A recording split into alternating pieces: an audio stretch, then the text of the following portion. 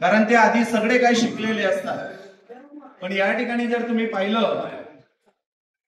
तर या लहान बाळांना शिकवणं किती अवघड असतं, त्यांना शिकवणं आणि त्यांना सुसंस्कृत करणं खूप महत्वाचं असतं। याच्यात जर तुम्ही पाहिलं तर आमचे जे आता जे अध्यक्ष आहेत आदरणीय भाऊसाहेब, हे आमचे मार्गदर्शक, यांच्या वर्षापूर्वी काय घडणार आहे त्या बाबतीत विजन असतो आणि ते सगळ्यात आधी इम्प्लिमेंटेशन आमकांनी। मी फक्त माझी एक जुनी गोष्ट सांगू इच्छितो की या ठिकाणी 2004-05 ला आम्ही ज्या वेळेस या ठिकाणी अपॉइंट झालो तर संस्थेचे आमचे त्यावेळचे सचिव आदरणीय भाऊसाहेबांनी एक सांगितलं की मला या गावामध्ये या आपल्या विद्यार्थ्यांना शिक्षण नाही, यांना सेमीचे वर्ग चालू करायचे आहेत। सेमी इंग्रजी काय असतं हे गावात तालुक्यात कोणालाही माहित नव्हतं आणि आदरणीय भाऊसाहेब यांनी नाशिक तिकडची माहिती घेतली संपूर्ण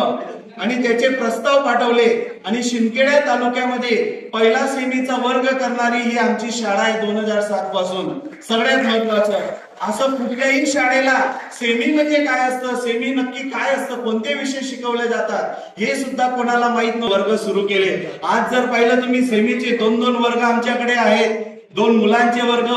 2 मुलांचे त्याच्यात एक वर्ग सेमीचा आणि एक मराठी माध्यमाचा वर्ग आहे आणि हे संपूर्ण आमच्या या भाऊसाहेबांच्या मार्गदर्शनामुळे या ठिकाणी होत असतं। त्याच्यानंतर मी तुम्हाला सांगू इच्छितो संपूर्ण जर विद्यार्थी संख्या बघितली तर 1500 पर्यंत आमची ही विद्यार्थी संख्या झालेली आहे आणि ही फक्त तुमच्याचमुळे, तुमच्या पालकांमुळे, तुमचा जो आमच्यावर विश्वास असतो फक्त याच्याचमुळे। आणि मी पुढचं सांगू इच्छितो त्याच्यानंतर भाऊसाहेबांनी या ठिकाणी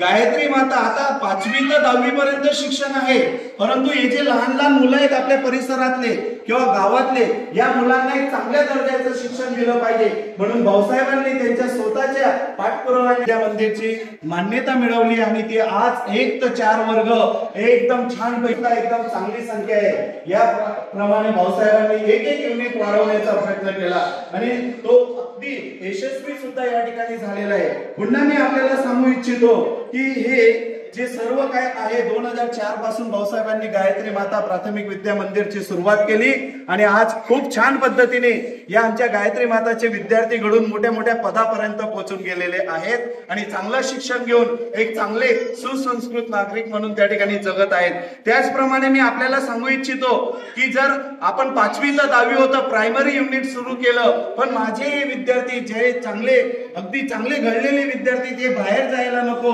म्हणून भाऊसाहेबांनी 11वी-12वीचे सुद्धा वर्ग या ठिकाणी सुरू केले आणि 11वी-12वीला आर्ट्स आणि सायन्स हे दोघही फॅकल्टीज आपल्याकडे आणल्या आणि गावामध्ये असे शिक्षक नसतील, प्राध्यापक नसतील अशा प्राध्यापकांची भाऊसाहेबांनी अपॉइंटमेंट केलेली आहे। गोल्ड मेडलिस्ट प्राध्यापक असतील, अगदी इंग्लिश मीडियमला टीचिंग करणारे प्राध्यापक असतील, असे प्राध्यापकांची निवड केली आणि निवड करून प्राध्यापकांची या ठिकाणी नेमणूक भाऊसाहेबांनी केलेली आहे आणि आर्ट्स सायन्स कॉलेज अगदी आणि यावर्षी थोडा उशीर झाला आम्हाला,